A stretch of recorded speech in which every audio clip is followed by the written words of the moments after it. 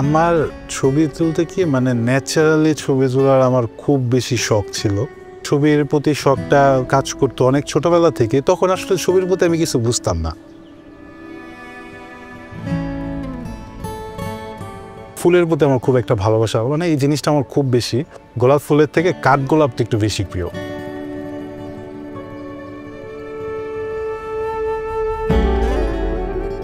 এটা আপনার 1:30টা কি 2টার মাঝামাঝি সময় বিশাল একটা মিছিল চাষারা রাউন্ড দিচ্ছিল।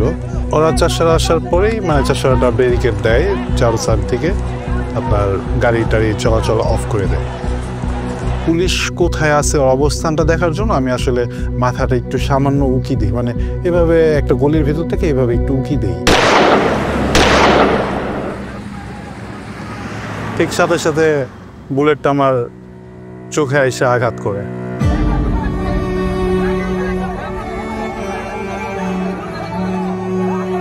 চোখ দিয়ে মানে রক্ত মনে হয় কি গরু কাটলে যেরকম না ওরকম ওর ইটা হইতেছে।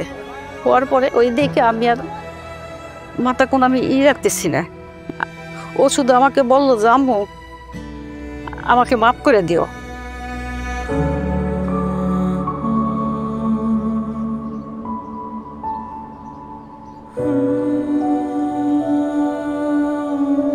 আমি আমার মায়ের মুখটা অনেক বেশি মিস করি, অনেক বলতে প্রচণ্ড পরিমাণের বেশি মিস করি, যেটা কখনো এক্সপ্লেনেশনে বলে বোঝানো সম্ভব না।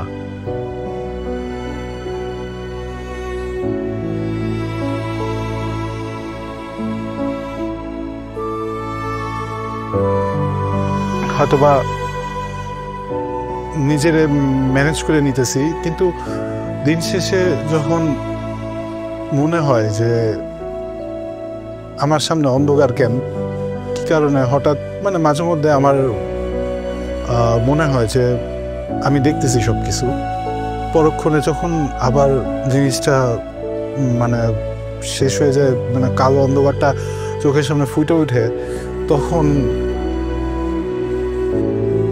রাত্রে যখন ঘুমাতে যায় ঘুম হয় না, তো তাকাই থাকে মানে চোখ বন্ধ করে। আর আব্বু বলে কি চোখ বন্ধ করে থাকলে ঘুম আসবে। আমি যখন চোখটা বন্ধ করি তখন মনে হয় কি যে মা বাবা তো দিনটা 24 ঘন্টা এই অন্ধকারের ভিতরে কাটায়।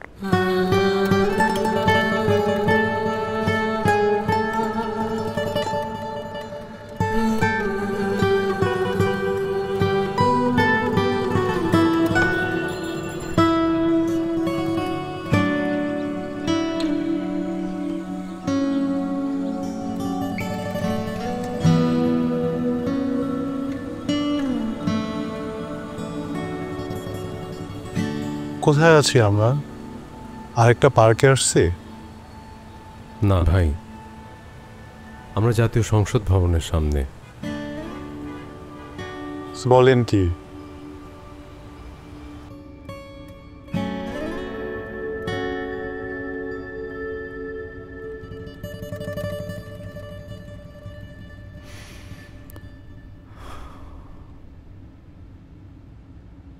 সামনে তো নির্বাচন,